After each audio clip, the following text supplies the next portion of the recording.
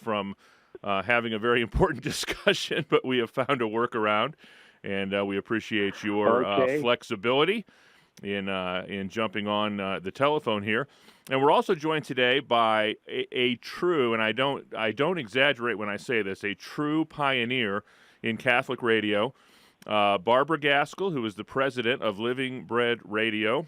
When this whole AM/FM Catholic radio thing started some 25 years ago now, they were one of the first people in on the game, and she is also, I feel like I have to disclose this to everybody, if you want to know why Dr. Ray Guarendi is on the radio, you've got Barb Gaskell to blame for it.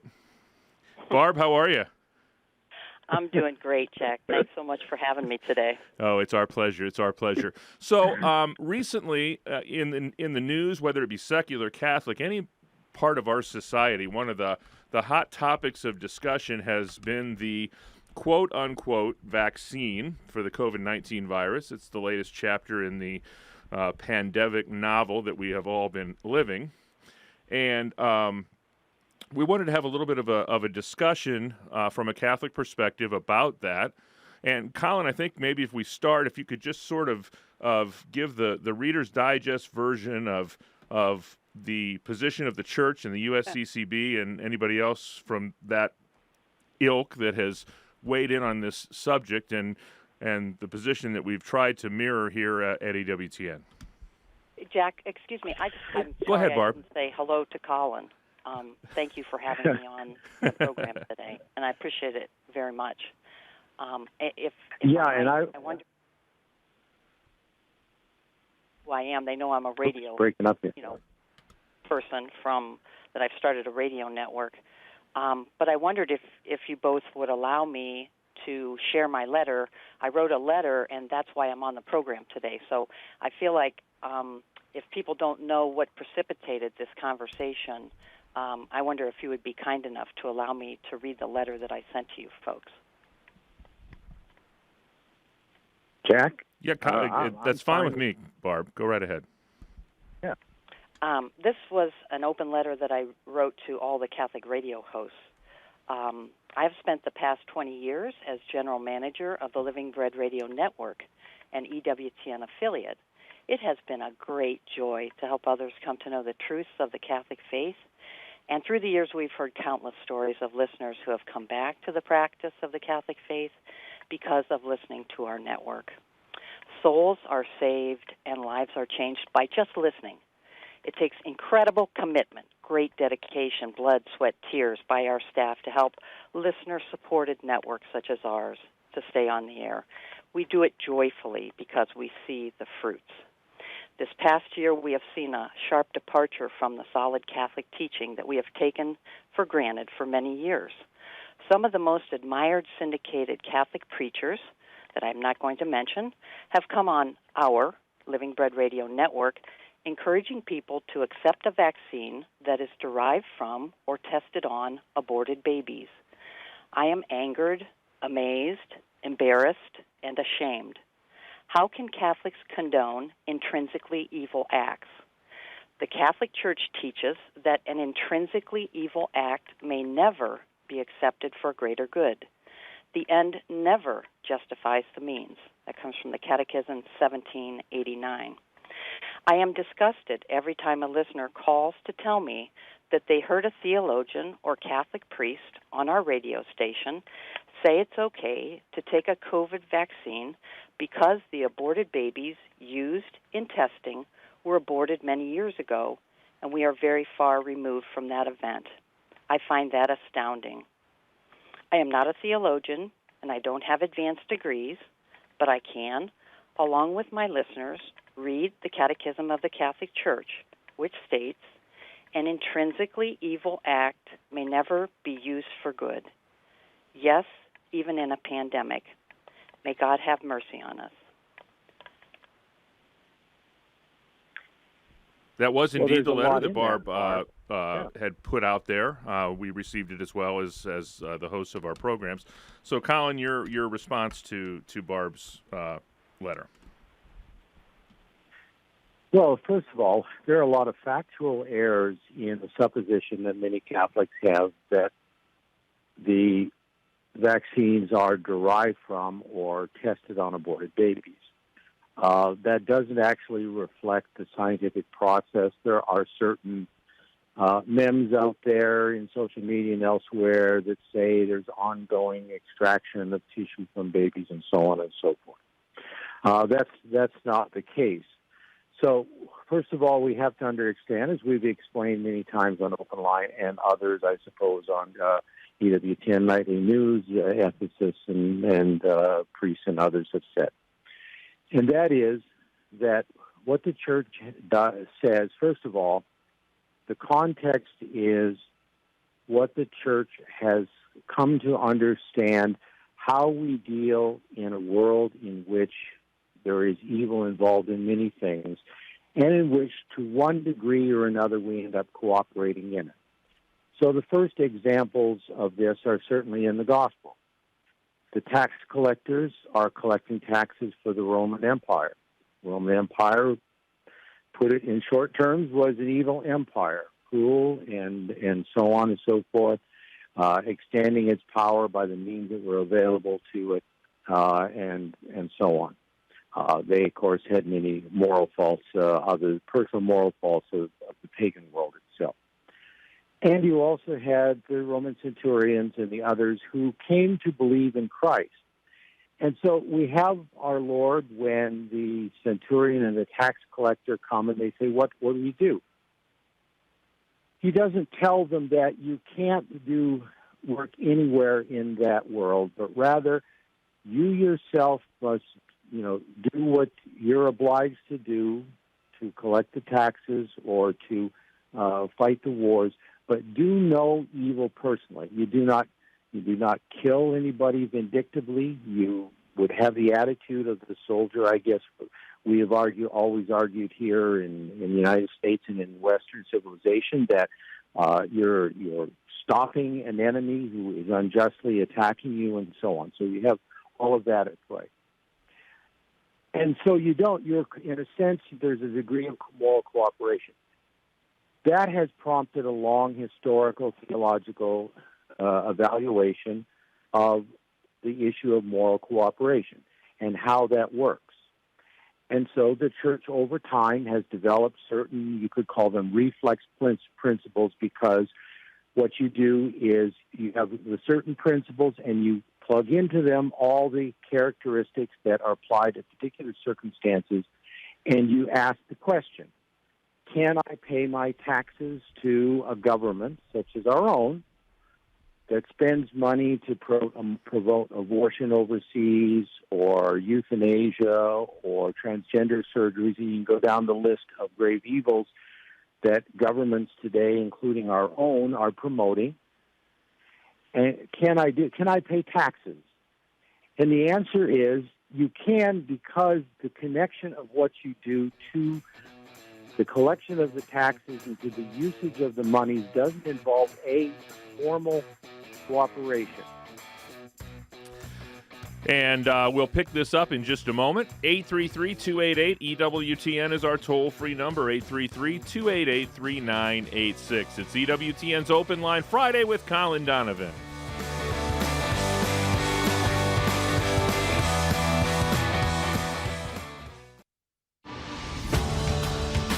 Hi, I'm Montse Alvarado. This week on EWTN News in Depth, a special Memorial Day tribute, honoring the men and women who have made the ultimate sacrifice for our country.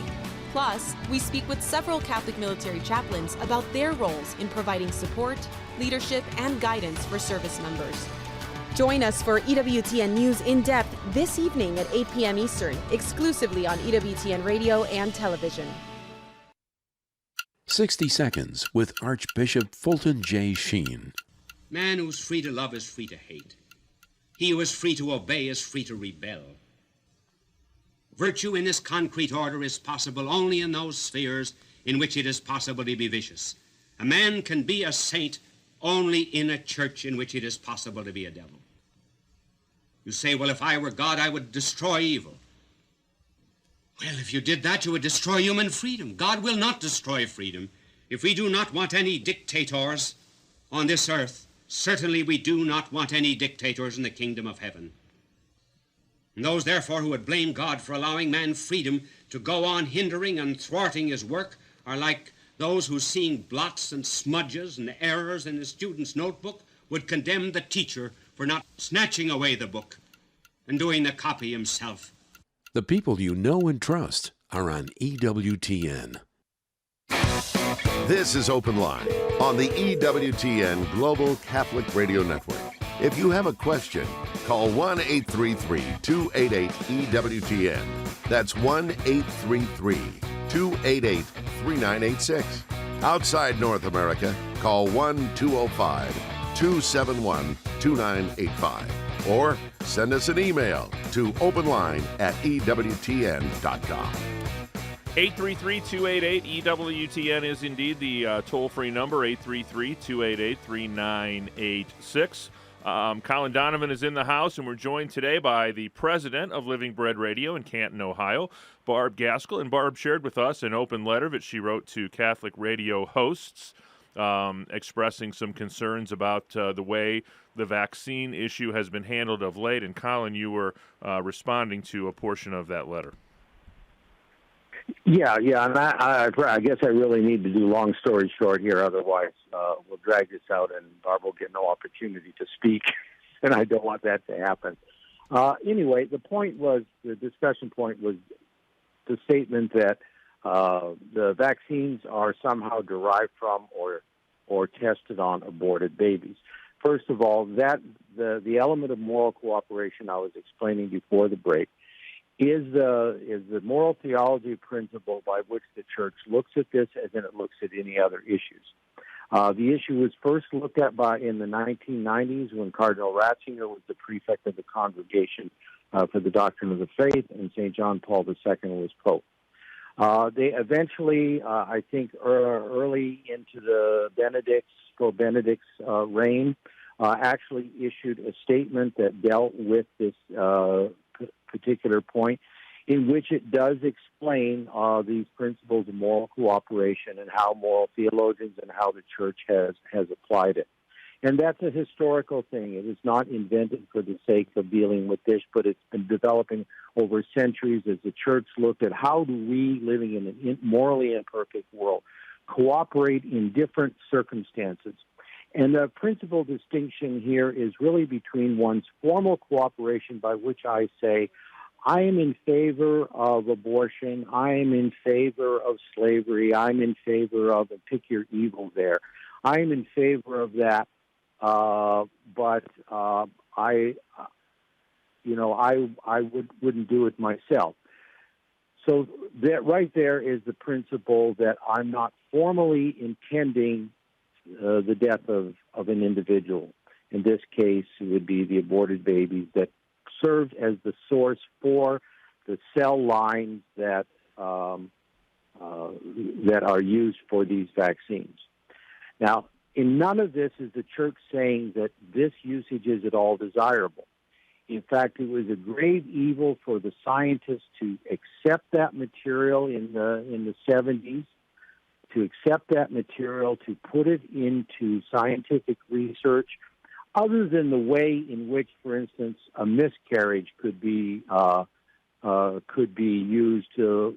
There you have a natural death, but not a killing. It wasn't murder. So that is the situation. So we choose not to formally cooperate in any evil as we ought to. But we can't get away from material cooperation. So the Church looks then at, especially where there's a life involved, how remote is the taking of that life? David DeLeyden, in his exposés on Planned Parenthood a couple of years ago, showed that there is a sort of industrialization of aborted fetal tissue going on now in the United States. Not only tissue, but entire organs and even complete fetuses that are aborted. And that would be gravely evil because it's immediate cooperation. You can't separate my unwillingness to kill a child myself from the receiving immediately this material. In the case of the vaccines, that's not what happened. what happened is the material went into a laboratory. It was tested on. It would have died. They decided they needed to perpetuate it before they continued their research. Again, they shouldn't have done that. They created cell lines, tissue lines, which they then perpetuate, and eventually those lines die out because there's a process in cells which kills them off after a certain time, so that the mechanism doesn't stop working properly. Is basically it. Saves the life of the individual in whom the cell is. And so they freeze it, and then they bring it out and they grow it again and again, and they use it, and then they bring some others out and so on.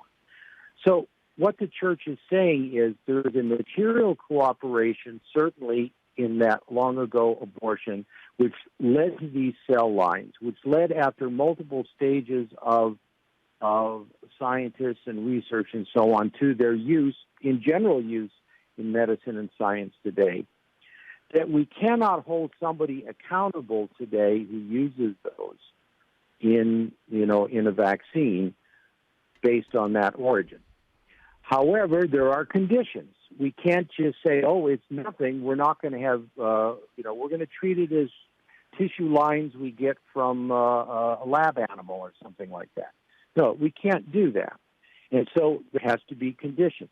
A life was taken. There has to be a proportionate good that might result. This is the principle of double effect, which is used commonly in Catholic moral theology and especially in bioethics.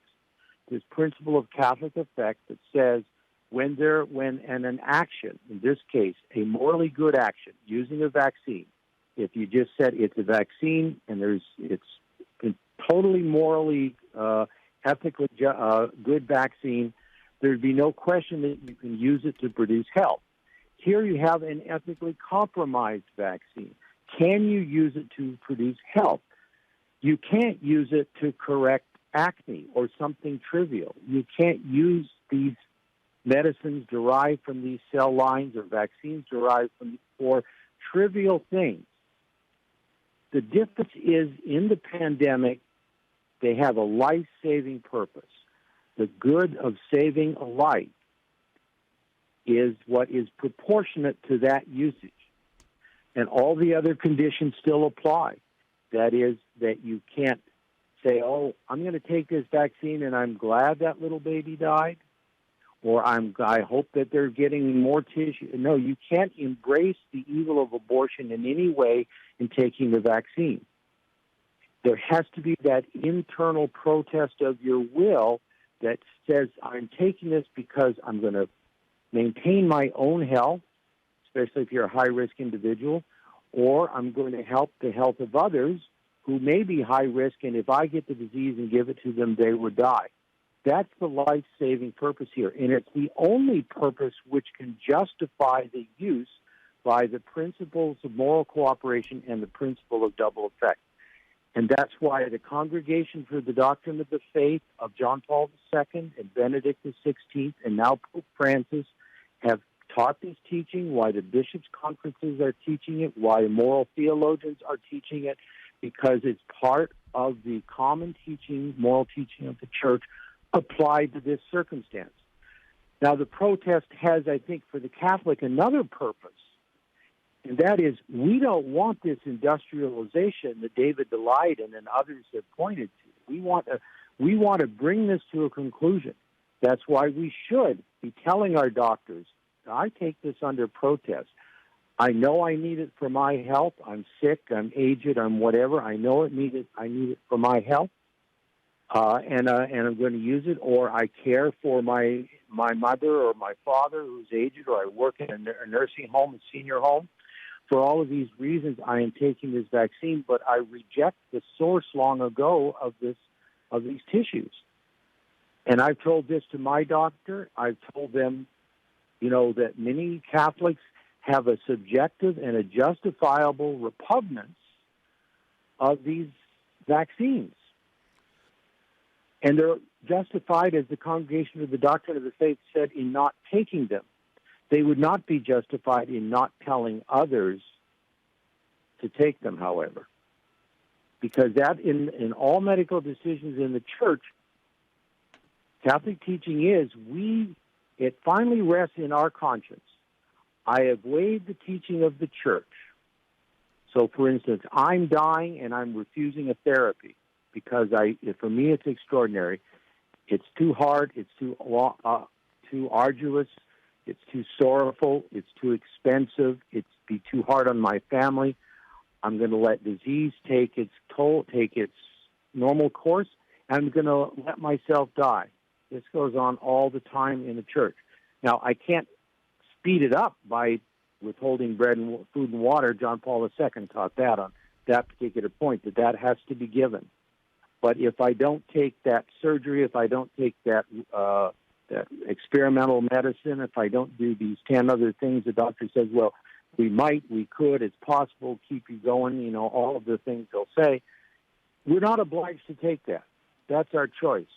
But our starting point has to be what the moral law says, and the teacher of the moral law is the church. So, Barb? May I respond? Yeah, absolutely. Yes, absolutely. Well, first, let me ask you: Can you stay with us after the break that's coming up in a couple of minutes? Sure. Perfect. Go ahead. Go right ahead. Okay. So, just a couple things. First of all, one of the things that Colin said was that these vaccines are not derived or used with aborted babies. I actually have paperwork from the National Catholic Bioethics Center that Father Tad Pacholczyk put out, that the AstraZeneca vaccine, the Johnson & Johnson vaccine, the Pfizer vaccine, and the Moderna vaccine, there's actually 15 vaccines out there. And all of those I just mentioned were either developed on aborted babies or with aborted babies or tested on. So that is information directly from the National Catholic Bioethics Center.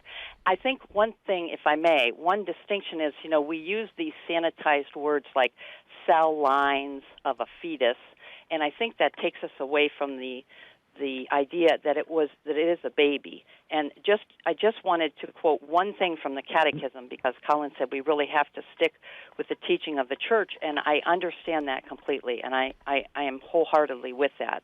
And the Catechism of the Catholic Church, number 2271, says, since the first century, the Church has affirmed the moral evil of every, my emphasis, every procured abortion. This teaching has not changed and remains unchangeable. Direct abortion, that is to say abortion willed either as an end or a means, is gravely contrary to the moral law. So I don't see how an abortion, whether it was in 61 or 75 or 2020, how when we say, oh, these are abortion-derived or fetal-derived cell lines, I think that really sanitizes the idea that a baby was violently ripped from his mother's womb, and which is an intrinsically terribly evil thing. Yes, for sure, Barb. Thank you. Just hang in there. We'll be right back with you in 1 second. If you'd like to be part of the discussion, 833-288-EWTN is our toll-free number, 833-288-3986. It's EWTN's Open Line Friday with Colin Donovan.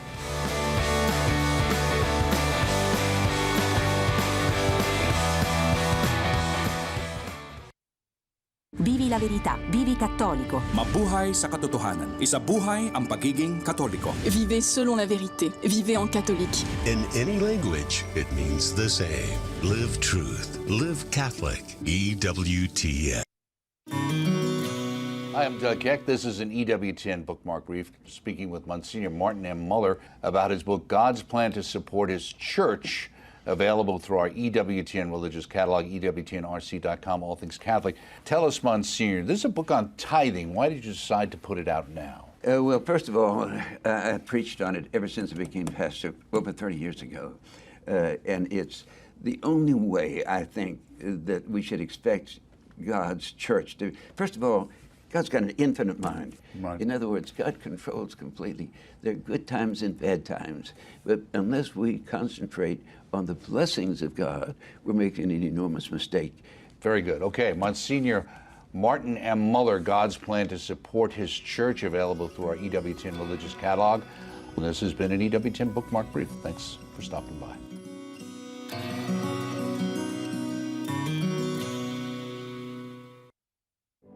Each person has dignity and worth, not because of his physical abilities or occupation, not because of her skin color or status. Each person is valuable, not because of his productivity or age, but because we are human, created by God in His own image and likeness, and neither economics nor emotions should alter the length of each person's gift to humanity. Matt Swaim here. Join us Monday morning for a special Memorial Day edition of the Sunrise Morning Show, when we'll focus on the witness of Catholic military chaplains.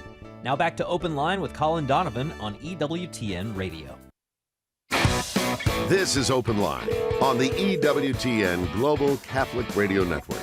If you have a question, call 1-833-288-EWTN. That's 1-833-288-3986. Outside North America, call 1-205-271-2985. Or send us an email to openline@EWTN.com. Those numbers again, 833-288-EWTN. That's 833-288-3986. Be sure to check out Divine Intimacy Radio, Sunday morning, 6:30 a.m. Eastern Time. Dan Burke and his wife Stephanie will be discussing spiritual warfare in marriage. That is Divine Intimacy Radio this Sunday morning and every Sunday morning, 6:30 a.m. Eastern Time, right here on EWTN Radio. We're talking about the vaccine issue that we face, and we do know that it is not a true vaccine, so we can dispense with that portion of the conversation. But Barb, is there anything else you wanted to add to what you were saying before the break? For one thing, I wanted to... And before you finish, this is Barb Gaskell, the president of Living Bread Radio. I should have reintroduced you when we came back, but go right ahead. If the Catechism says that every procured abortion is evil, and that is cannot change and remains unchangeable, and we know that these... I was saying about the cell lines. We say, they're cell lines, which is kind of a sanitized way of saying they're derived from fetus cell lines from an abortion in 1970, so that was a long time ago. That concerns me because it kind of sanitizes the idea, this baby was actually aborted. The baby was ripped limb from his mother's womb, and when that happened, we not only didn't give that baby the dignity of a burial, we took that baby and diced it up and used it for testing in biotechnology. And we not only tested on it, we used parts of that to put into the vaccines. And they're telling us that in this paperwork from the National Catholic Bioethics Center. There are parts, infinitesimal as they may be, in the vaccine. Therefore, how does that square with the teaching of the Catholic Church that, in fact, even the Church even says it's an abominable crime that cries out to heaven, that there is every abortion is evil? Colin? Okay, let me answer you. If you look, you cited Father Tad. I also have that material, and I've used it abundantly on Open Line. We have it on our COVID morality material on the website. And if you have that in front of you, you will know that he gives each one of the vaccines what he calls an ethical profile. There are quite a number of them, including the Pfizer and the Moderna, the Novavax, Kentucky's, which may or may not be going ahead, bioprocessing, Inovia, Arcturus, Sanofi, Pasteur, Valneva, and Dynavax, that are not produced or developed on fetal tissues. They did test them to see how human tissue would react, and so that element of it is unsatisfactory. But there was no using of fetal tissue in those that he lists there as ethically profile as good. It's not very good, of which there is only one he lists, the Sorrento, I think from Italy, which has actually been discontinued, or I've heard it was discontinued, and that has no involvement whatsoever. So in any of those that are listed there, there is not a question of any material for the involving the fetal tissue. It was tested on that tissue, which is undesirable, but he rates the ethical profile as good. The Vatican, the bishops' conferences say that as well. Now, the others, the Johnson & Johnson, the AstraZeneca, which they are producing with Oxford University, and Immunity Bio, Altimmune, the University of Pittsburgh, Vaxart, whoever they are, all of these are actually produced on. And that process is quite well known. We know it from the long work that has been done by Dr. Teresa Deisher of Sound Choice Pharmaceuticals in Seattle, in which she has examined the vaccines they're produced in this way. If people remember back to the days of the flu vaccines, and still to now, they were using chicken eggs to incubate the virus, because they take the virus, they put it in the tissue, they let it magnify and grow, and then they harvest the virus, and then they either denature it, make it dead, or they use a part of the virus to put in the vaccine to stimulate our immune system so that if it ever encounters the real disease, it will react appropriately. That's how they make them with chicken eggs, or I think some use duck eggs and other things. What they are doing in the Johnson & Johnson is the others, and also with the NMR, the MMR, the measles, mumps, rubella, is that they actually grow it on the tissue. That is the thing which got Dr. Deisher interested, and she looked into that, and there's certainly issues of parts of the tissue are making it into the vaccine. And I think, identifies it as, it's just when they sort of put all this stuff in a mixer and they mix it up and they pull out of it the part of the virus they want to use in the vaccine, it is too expensive and difficult to get out everything that was in that concoction. And she found somewhere between 180 and 300 base pairs of human DNA in that, and that will be from the fetal tissue. Now, you can argue the medical risk, but the moral element of it is, as he notes, it's very poor, but it can be a last resort for the reasons that I gave you. Now, your basic question gets back to what I originally said at the top of the program. The essential evil of abortion is not perpetuated in our wills by using the vaccine. That's the bottom line that the Congregation for the Faith uses, what the magisterium uses. And these matters, why are we not trusting the magisterium to teach us in a complex area matter which not only does moral theology generally understand, but which the magisterium has a particular charism from Christ to draw conclusions, to make conclusions about the application of the moral law. That's what's going on when the Holy See has, under John Paul II and Benedict and Francis, have drawn conclusions regarding this. Now, until now, we had primarily the MMR and the chicken pox, which I would count as a more or less trivial vaccine. Doctors might refute that, but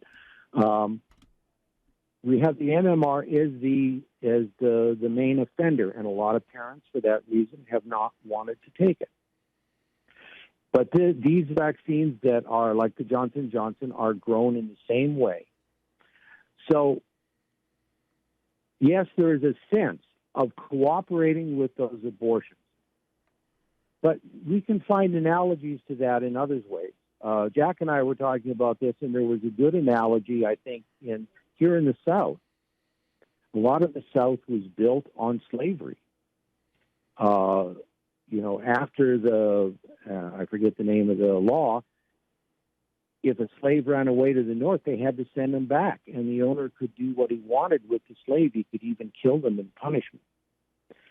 But yet, a lot of things were built and done by slaves that have to be recognized, obviously, and I think there's a movement, obviously, to give that due recognition to the role of African Americans in building up the South and the economy of the United States, and that's all just.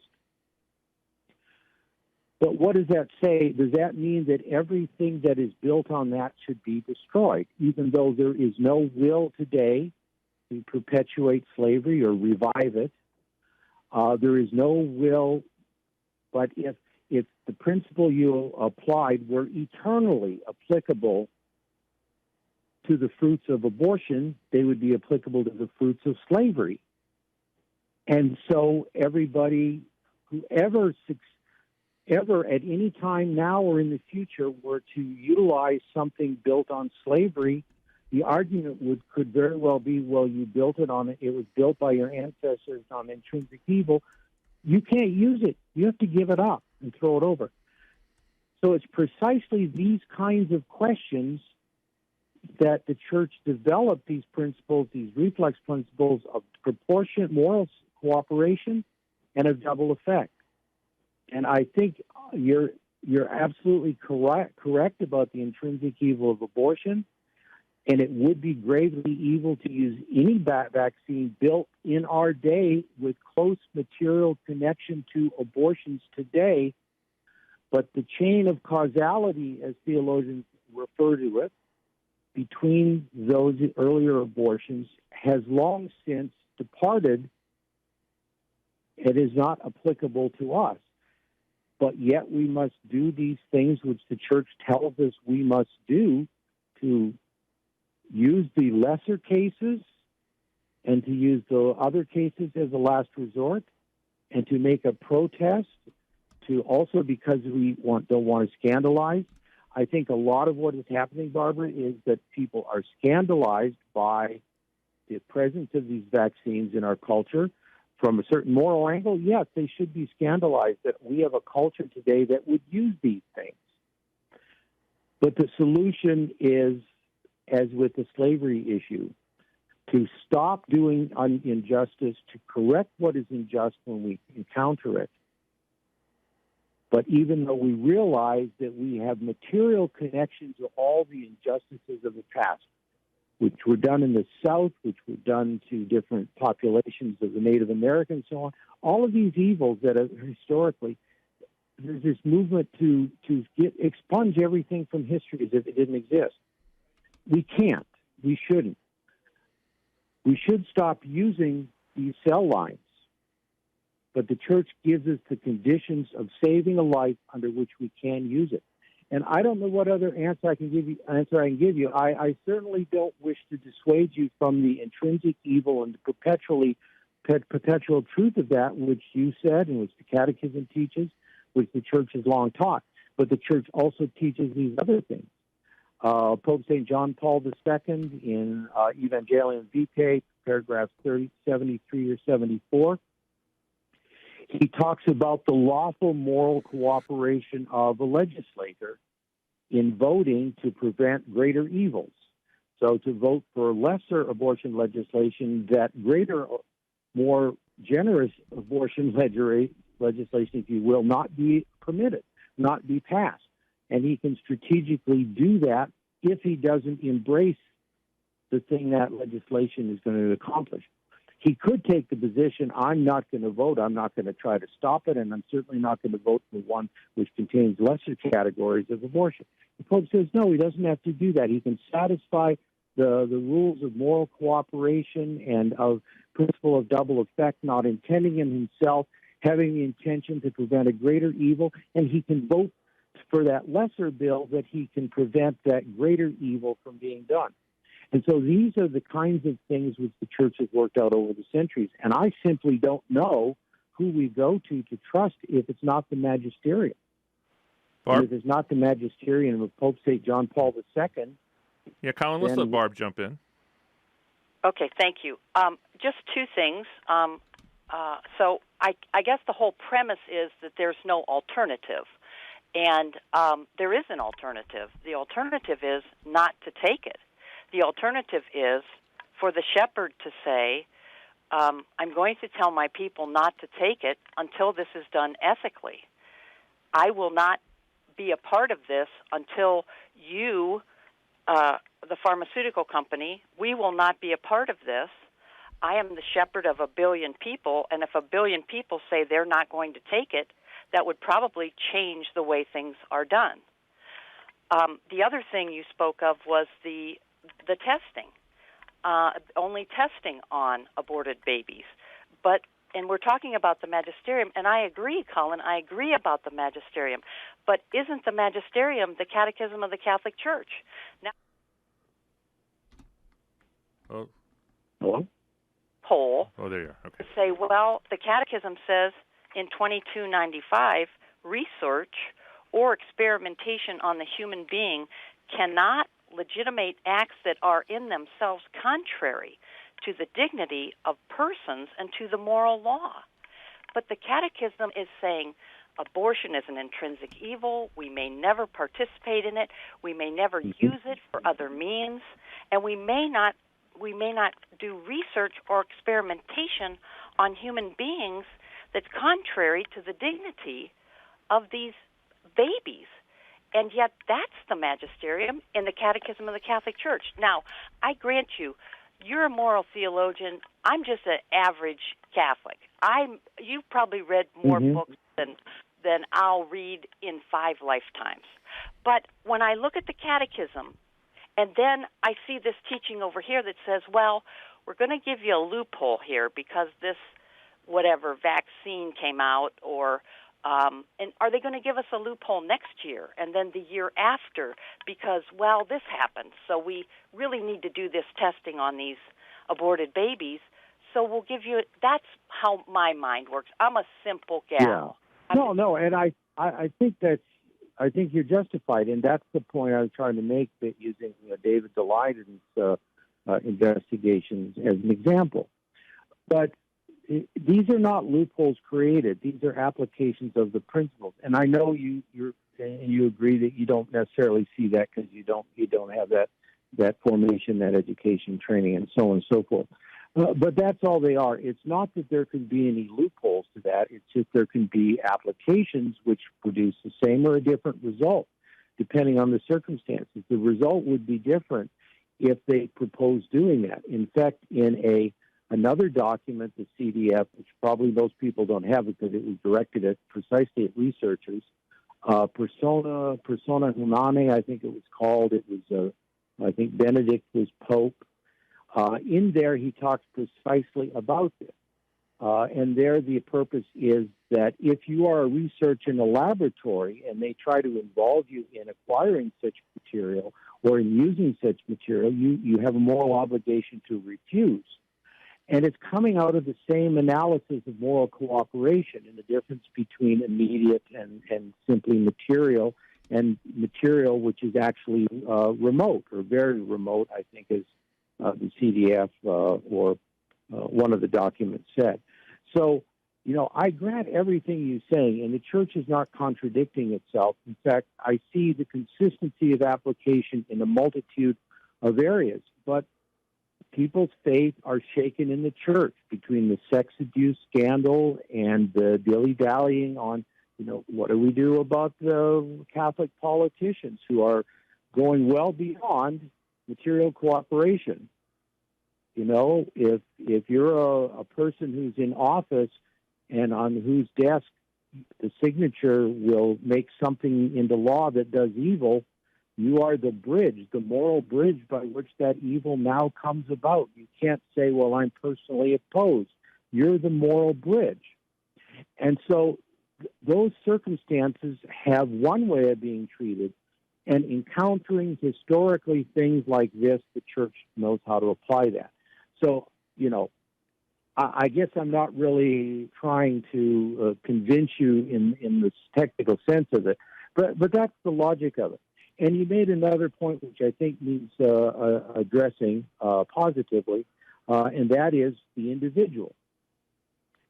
on two hands, you have the shepherd. The duty of the shepherd is to teach what the church teaches, and they have done that, and to give guidance to individuals how to make the moral decision. It's not to make the moral decision for you. And we have this in a lot of areas. But in the medical area, the history there is very clear, going back to the 1600s and the development of a modern bioethic on the part of the church. And that is, it's the duty of the patient, not the doctor, not the bishop, not the ethics committee in the hospital, not whomever. It's the duty of the patient to weigh the factors, including the merely personal factors. So someone can refuse. The church, I think, is saying in this circumstance, if you feel that to save your life you need to take the vaccine, you have that choice. But the CDF also said, if you wish to make a protest of the vaccine, then you have that choice. But then, of course, you have the obligation to protect others from the possibility of conveying a deadly disease. So the two things go together. One can be a conscientious objector. That's within moral law as well. That's within the freedom of the individual. But one then has obligations that go with it. So those two things go together. And that's in the Congregation with the Doctrine of the Faith document on this. And that's well-traveled moral theology as well. So it's the patient who gets to decide, I don't want this therapy. It's not the ethics committee. He should take the advice of his pastor, obviously his loved ones, and then he makes that decision himself. He can't do immoral things like, say, stop feeding me and giving me water. John Paul II, as I noted, made that clear. But he can do the extraordinary things. And so I guess I can only repeat this 3 or 4 times, but it's always the same message.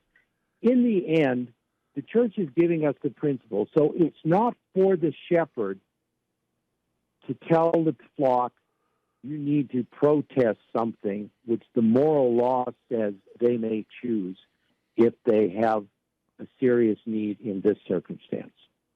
But if one disagrees that the moral law justifies taking it at all, I can see how an individual could conclude that maybe the pastors ought to be shouting it from the rooftops. I think the pastors should be shouting from the rooftops, obviously, that we shouldn't be doing this kind of research and we shouldn't be making these kinds of products and putting people in these choices, in these situations where they have to choose. Barb, the final word? Well, unfortunately, what I'm seeing, though, in reality, Colin, is from the very highest levels of the church, I don't see protest. I see take the vaccine, no distinction which vaccine, from the pastors, maybe not from your pastor, from the USCCB, from the Pope himself, take the vaccine without any explanation that, wait a minute, you must make sure it's the right thing, and it's all become just muddy water. Take it, do it for your grandma. And that is just completely muddying the waters. And so we have all these moral theologians that are looking at this, and basically all I do is look at the catechism. If it's an intrinsic evil, good may never result from it. I'm not seeing that distinction out there of what's going on. And I think if we don't stop now and say we will not comply, we'll just keep sliding. Next year there'll be another vaccine and more testing on aborted babies. I just don't see where it ends. Well, listen, Barb, I want to tell you that you have, without compromising your passion or your belief at all, you have eloquently articulated your beliefs with a tremendous amount of respect and dignity. And I think it's a lesson that a large portion of our Catholic community could learn from you today. We appreciate you being gracious enough to come on the program, and I wanted, in the minute or so we have left here, I wanted to give you an opportunity. You're not only the president of Living Bread Radio, but you also operate a Catholic book and gift book and supply store, and I wanted you to just speak very briefly to our listeners about the importance of local Catholic retailers. Oh, my gosh, so important, so important. You come to the Catholic store in your area. They'll help you, they'll lead you, they'll direct you to the best books there are. And I can't go off the air today without putting a shout-out to my hometown gal, Mother Angelica, and our Mother Angelica Museum here. And I hope you folks are going to come back one day and do another EWTN family celebration here in Canton. We'd love to have you come back and celebrate that wonderful woman that we call Mother Angelica. Well, Barb, thanks for all the work that you've done over the years. You're a valued partner of ours, and keep up the good fight, sister. Thank you very much. Thank you, Colin, for having me on today. I really appreciate it. Oh, you're very welcome. It's my pleasure, too. Well, Colin, we thank you also for being as gracious as you always are with your time, and my apologies to all of the folks that did call in, but it was an important discussion. I didn't feel like we should really curtail it at any point, but please, if you'll call back next Friday, we'll set aside time for you to speak with Colin on these very issues. So on behalf of our host, Colin Donovan, our very special guest, Barbara Gaskell from Living Bread Radio in Canton, Ohio, our producer, Michael McCall, and our call screener, Mr. Michael Birchfield. I'm Jack Williams. Thanks so much for tuning in to another great week of EWTN's Open Line. We'll be back at it again next week. Father John Trujillo on Wednesdays, Father Wade Menezes on Tuesday, Father Mitch Pacwa on Wednesday, Father Brian Milady, Dominican Father Brian Milady on Thursdays, and back to Colin again next Friday. Until we get together next week, have a terrific extended weekend, and God bless each and every one of you.